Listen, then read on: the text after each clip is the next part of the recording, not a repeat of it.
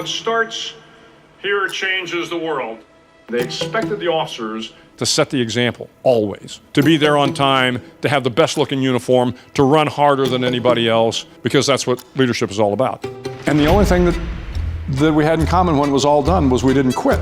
And while these lessons were learned during my time in the military, I can assure you that it matters not whether you ever served a day in uniform. It matters not your gender, your ethnic or religious background, your orientation, or your social status. It always came back to me, hey, when in command, command. Throughout your career, you've got to find this right balance of professional distance and always understanding, never forgetting that the decisions you make have a direct impact on the men and women that work for you. Our struggles in this world are similar, and the lessons to overcome those struggles and to move forward, changing ourselves and changing the world around us will apply equally to all. Your responsibility as a leader is to always keep your head up and give people optimism and hope, because you have done the hard work to get them through the tough times. But then there's a point where it is the fight or flight. And that's when you see the real courage come out. Things go bad. Things go bad in combat. Things go bad in universities. Things go bad. If you allow those failures to crush you, then you're not going to make the next hard decision. SEAL training was a great equalizer. Nothing mattered but your will to succeed. And you always need to be in a position to make the next hard decision, but take into account the failures you've had. So here are the 10 lessons I learned from basic SEAL training that hopefully will be of value to you as you move forward in life. Every morning in SEAL training, my instructors, who at the time were all Vietnam veterans, would show up in my barracks room, and the first thing they'd do was inspect my bed. If you did it right, the corners would be square, the covers would be pulled tight, the pillow centered just under the headboard, and the extra blanket folded neatly at the foot of the rack.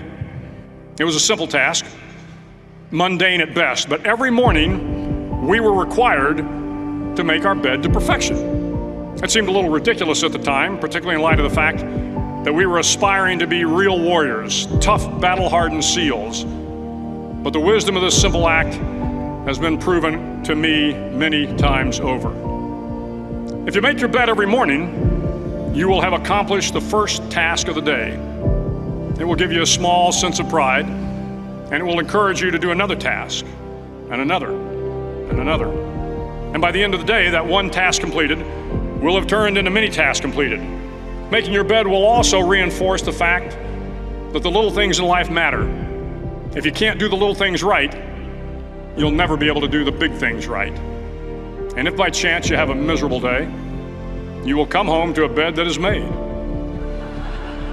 that you made. And a made bed gives you encouragement that tomorrow will be better. So if you want to change the world, start off by making your bed. During training, the students are all broken down into boat crews. Each crew is 7 students, 3 on each side of a small rubber boat, and 1 coxswain to help guide the dinghy. Every day your boat crew forms up on the beach and is instructed to get through the surf zone and paddle several miles down the coast. In the winter, the surf off San Diego can get to be 8 to 10 feet high, and it is exceedingly difficult to paddle through the plunging surf unless everyone digs in. Every paddle must be synchronized to the stroke count of the coxswain. Everyone must exert equal effort, or the boat will turn against the wave and be unceremoniously dumped back on the beach. For the boat to make it to its destination, everyone must paddle. You can't change the world alone. You will need some help. And to truly get from your starting point to your destination takes friends, colleagues, the goodwill of strangers, and a strong coxswain to guide you. If you want to change the world, find someone to help you paddle. Over a few weeks of difficult training, my SEAL class, which started with 150 men, was down to just 42. There were now 6 boat crews of 7 men each. I was in the boat with the tall guys, but the best boat crew we had was made up of the little guys, the Munchkin crew, we called them. No one was over 5'5". The Munchkin boat crew had 1 American Indian, 1 African American, 1 Polish American, 1 Greek American, 1 Italian American, and 2 tough kids from the Midwest. They out-paddled, outran, and outswam all the other boat crews. The big men in the other boat crews would always make good-natured fun of the tiny little flippers the Munchkins put on their tiny little feet prior to every swim. But somehow these little guys from every corner of the nation and the world always had the last laugh, swimming faster than everyone and reaching the shore long before the rest of us. SEAL training was a great equalizer. Nothing mattered but your will to succeed, not your color, not your ethnic background, not your education, not your social status. If you want to change the world, measure a person by the size of their heart, not by the size of their flippers. Several times a week, the instructors would line up the class and do a uniform inspection. It was exceptionally thorough. Your hat had to be perfectly starched, your uniform immaculately pressed, your belt buckle shiny and void of any smudges. But it seemed that no matter how much effort you put into starching your hat or pressing your uniform or polishing your belt buckle, it just wasn't good enough. The instructors would find something wrong. For failing the uniform inspection, the student had to run fully clothed into the surf zone, then wet from head to toe, roll around on the beach until every part of your body was covered with sand. The effect was known as a sugar cookie. You stayed in the uniform the rest of the day, cold, wet, and sandy. There were many a student who just couldn't accept the fact that all their efforts were in vain, that no matter how hard they tried to get the uniform right, it went unappreciated. Those students didn't make it through training. Those students didn't understand the purpose of the drill. You were never going to succeed. You were never going to have a perfect uniform. The instructors weren't going to allow it. Sometimes, no matter how well you prepare or how well you perform, you still end up as a sugar cookie. It's just the way life is sometimes. If you want to change the world, get over being a sugar cookie and keep moving forward. Every day during training, you were challenged with multiple physical events, long runs, long swims, obstacle courses, hours of calisthenics, something designed to test your mettle. Every event had standards, times you had to meet. If you failed to meet those times, those standards, your name was posted on a list, and at the end of the day, those on the list were invited to a circus. A circus was 2 hours of additional calisthenics, designed to wear you down, to break your spirit, to force you to quit. No one wanted a circus. A circus meant that for that day, you didn't measure up. A circus meant more fatigue, and more fatigue meant that the following day would be more difficult and more circuses were likely. But at some time during SEAL training, everyone made the circus list. But an interesting thing happened to those who were constantly on the list. Over time, those students who did 2 hours of extra calisthenics got stronger and stronger. The pain of the circuses built inner strength and physical resiliency. Life is filled with circuses. You will fail. You will likely fail often. It will be painful. It will be discouraging. At times, it will test you to your very core. But if you want to change the world, don't be afraid of the circuses. At least twice a week, the trainees were required to run the obstacle course. The obstacle course contained 25 obstacles, including a 10-foot wall, a 30-foot cargo net, a barbed wire crawl, to name a few. But the most challenging obstacle was the slide for life. It had a 3-level, 30-foot tower at one end and a 1-level tower at the other. In between was a 200-foot-long rope. You had to climb the 3-tiered tower, and once at the top, you grabbed the rope, swung underneath the rope, and pulled yourself hand over hand until you got to the other end. The record for the obstacle course had stood for years when my class began in 1977. The record seemed unbeatable until one day a student decided to go down the slide for life head first. Instead of swinging his body underneath the rope and inching his way down, he bravely mounted the top of the rope and thrust himself forward. It was a dangerous move, seemingly foolish and fraught with risk. Failure could mean injury and being dropped from the course. Without hesitation, the student slid down the rope perilously fast. Instead of several minutes, it only took him half that time. And by the end of the course, he had broken the record. If you want to change the world, sometimes you have to slide down the obstacles head first. During the land warfare phase of training, the students are flown out to San Clemente Island, which lies off the coast of San Diego. The waters off San Clemente are a breeding ground for the great white sharks. To pass SEAL training, there are a series of long swims that must be completed. One is the night swim. Before the swim, the instructors joyfully brief the students on all the species of sharks that inhabit the waters off San Clemente. They assure you, however, that no student has ever been eaten by a shark, at least not that they can remember. But you are also taught that if a shark begins to circle your position, stand your ground. Do not swim away. Do not act afraid. And if the shark, hungry for a midnight snack, darts towards you, then summons up all your strength and punch him in the snout, and he will turn and swim away. There are a lot of sharks in the world. If you hope to complete the swim, you will have to deal with them. So if you want to change the world, don't back down from the sharks. As Navy SEALs, one of our jobs is to conduct underwater attacks against enemy shipping. We practice this technique extensively during training. The ship attack mission is where a pair of SEAL divers is dropped off outside an enemy harbor and then swims well over 2 miles underwater, using nothing but a depth gauge and a compass to get to the target. During the entire swim, even well below the surface, there is some light that comes through. It is comforting to know that there is open water above you. But as you approach the ship, which is tied to a pier, the light begins to fade. The steel structure of the ship blocks the moonlight. It blocks the surrounding street lamps. It blocks all ambient light. To be successful in your mission, you have to swim under the ship and find the keel, the center line, and the deepest part of the ship. This is your objective.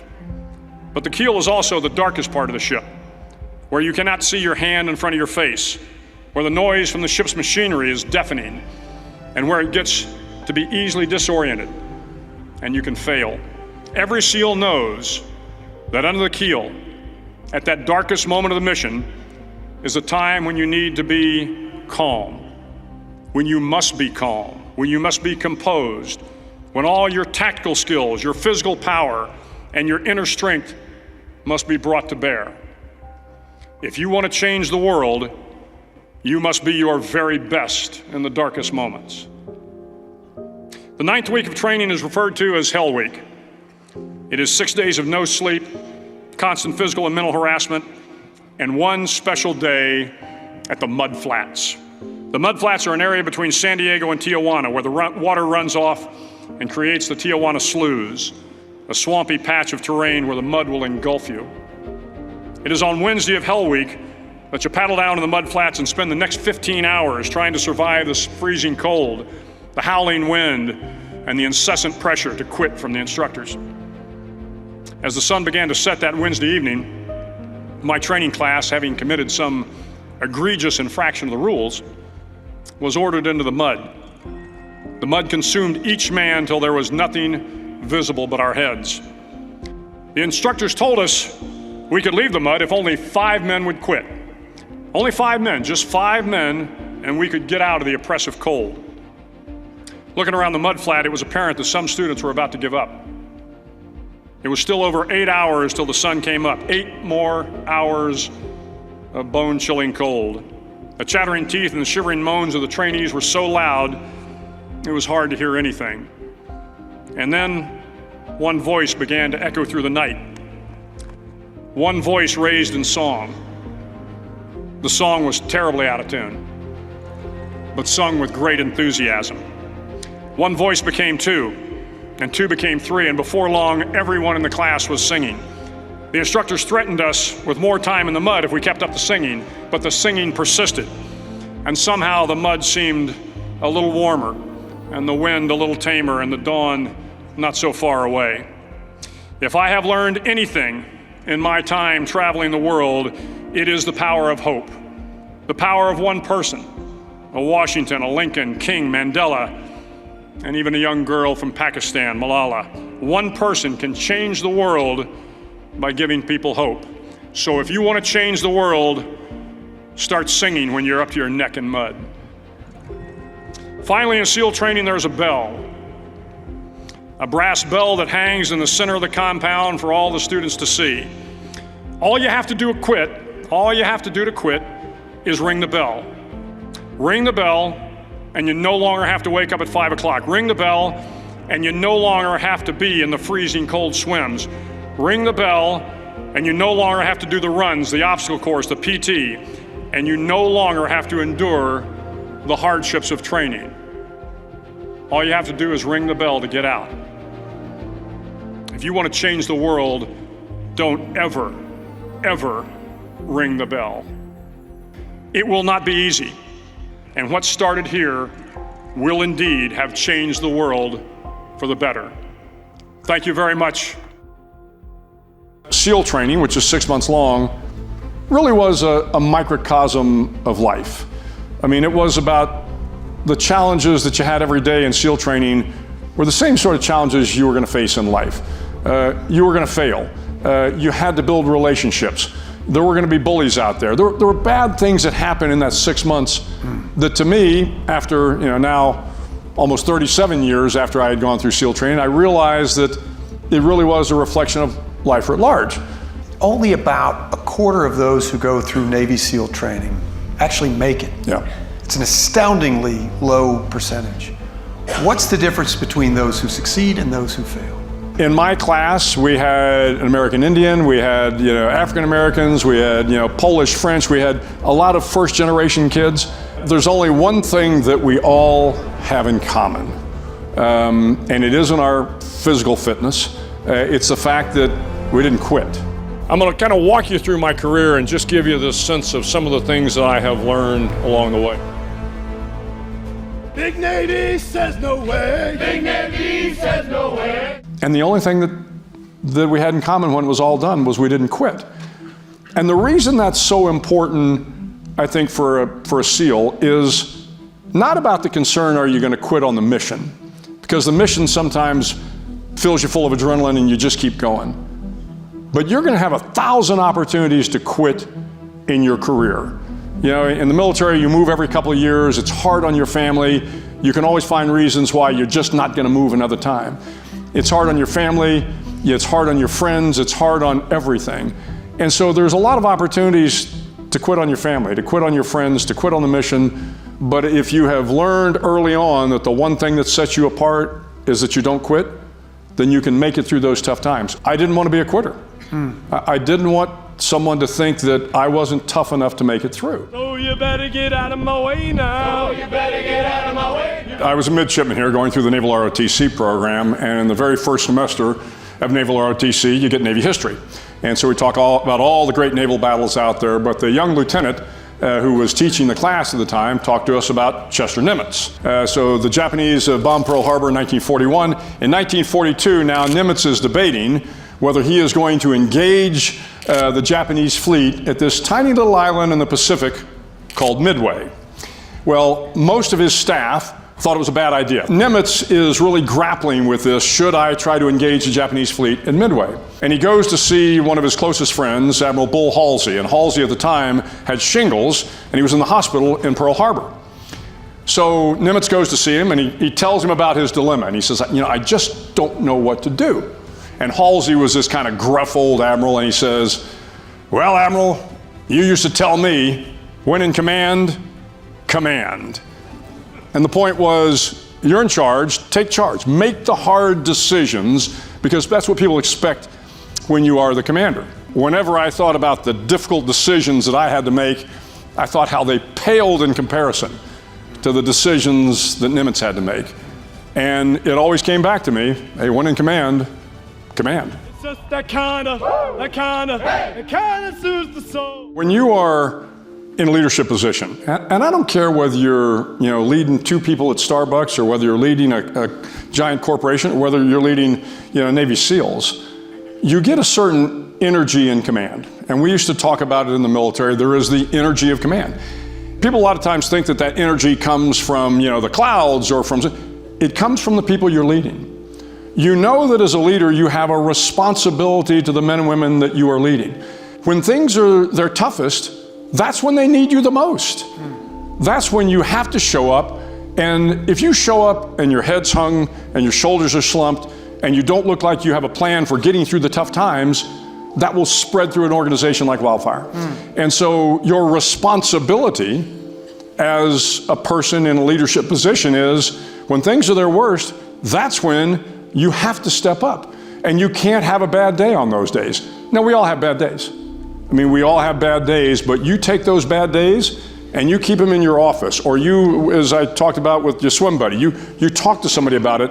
But when you have to address the people that are serving you, that you are serving, that are responsible for getting the work done, you better make sure you are, clear-eyed, shoulders back, head up, look confident, and make sure you've got a plan to move forward through the tough times. Just a rolling down the line. Just a rolling down the line. And there are so many times when, you're doing an after-action report and you're talking to a young soldier who, charged a machine gun nest or saved his buddies or whatever it was. And invariably when you talk to them, they say, look, I was just doing my job. I was doing what I was trained to do. And I would offer that that's a large part of it. Mm-hmm. You know when you're being trained that, okay, my job is to do this and I'm going to stay here, fighting the enemy in my field of fire, whatever it happens to be. But then there's a point where it is the fight or flight. And that's when you see the real courage come out. If there is a way out of the problem set, those that don't have the courage will run. Those that do will stay and fight. And it is always, again, this may not come out quite right, but a lot of people think it is about, the values we hold dear, the flag, and yes, that is part of it. But it is more about this connection. Mm-hmm. It's about the man or the woman on your left and right. How much do you care about them? Are you willing to sacrifice your life so that they can live? And it is in the quieter times where you reflect on why you did that and you realize it is about America. It is about our values. It is about the fact that we grew up with similar values, which is why I want to save your life. But it is more the connection. I had a general I used to work for talked about kind of the 4 stages. They said, look, we all go through this stage when we're young men in particular, and I went through it with SEAL training. You have this challenge. Okay, there's a challenge before me. I'm going to overcome that challenge. And then the challenge becomes an adventure. And for me, I'm sailing around the world. I'm jumping out of airplanes, locking out of submarines. I'm doing the sorts of things that I always wanted to do. And then it becomes a profession. And when I was about 15 years in, I became a commanding officer. And it's a profession. It is the profession of arms. And you value that profession of arms. And you learn everything you can. But at some point in time, it becomes a calling. And it is when it becomes a calling that it has this, this effect on you that is hard to explain to people. Oh Lord, I want to stay. Oh Lord, I want to stay. When you go through SEAL training, for safety purposes, you are never by yourself. And frankly, when I went through, they were all Vietnam veterans that were my instructors. And they made sure you understood, look, I don't care where you are, you always have a partner. You always have a swim buddy. And when you are actually going through training and you are diving, scuba diving, you are actually attached by a line, a short line, to your swim buddy. And so you have to work together, but your swim buddy is also there to make sure if you're underneath a ship that you don't get tangled in lines, that if you run out of air, he's going to take his regulator, share his air with you. And this idea of a swim buddy in the SEAL teams, it starts with your swim buddy underwater, but it's also when you're parachuting, in the middle of the night, it's your swim buddy who kind of parachutes beside you and lands in, enemy territory together. It's, oh, by the way, it's your swim buddy that checks your parachute before you jump. When you are kind of patrolling and you're out on the ground, you know who your swim buddy is. They're the ones that are checking your six to make sure the enemy doesn't come. And it is this idea that I don't care who you are, you need a swim buddy in life. Whether it is your spouse, whether it is your close colleague, no matter who it is, you have to have somebody you can, trust implicitly. You had to get up every morning in SEAL training and make your bed because it was going to be inspected. And as I've told folks before, the value of that, of the idea that, you're going to get up, you're going to take a little pride in it, and it encourages you to do another task and another, and also about the little things in life. And that was what one of the instructors said. Look, if you can't even make your bed to exacting standards, how are we ever going to trust you to lead a complex SEAL mission? Learn to do the little things right, and you'll learn to do the big things right. But in Iraq and Afghanistan, it actually took on a little bit of a different meaning, particularly when I was in Afghanistan. So I was a 3-star admiral in Afghanistan. I was a second-ranking guy in Afghanistan, and I lived in what we referred to as a bee hut, made by the Navy Seabees. And it was just a plywood room. And in my plywood room was a bed. That was it. The latrines, the heads were outside, there was no shelter, just a bed. A rack in Navy parlance. And every morning I would get up, I'd go do my PT, I'd come back, and I'd make the bed. Because outside my bee hut was a wartime environment. Unfortunately, every week we lost kids in combat. Civilians were inadvertently killed. Some admiral, some general, some president, some prime minister, somebody was yelling at me about something outside that door. And my days were long. I mean, my average day was probably 20 hours a day. And some days you'd go days before getting back to that room. But when I got back to the room and I opened my plywood door, the bed was made. And it gave me some sense of control of my life. And again, hard to kind of square the circle on why that's the case, but when you open the room and the bed is made, there's a sense of order. And I've told folks, look, it's a simple task, but I really do think it makes a difference. Certainly makes a difference for me. It's just that kind of suits the soul. So, yeah, we have problems today, but here's why I am optimistic.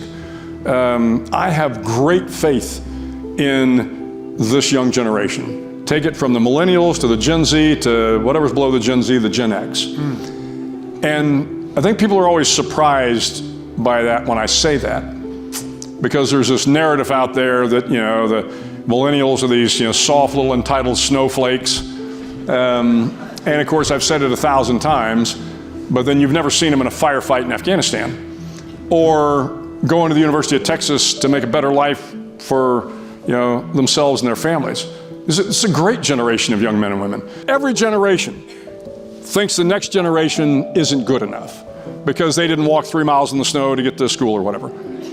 Well, I'm telling you, this generation is absolutely good enough to get us out of whatever problems we're in. And I think they will. And so I always remain optimistic. You have to.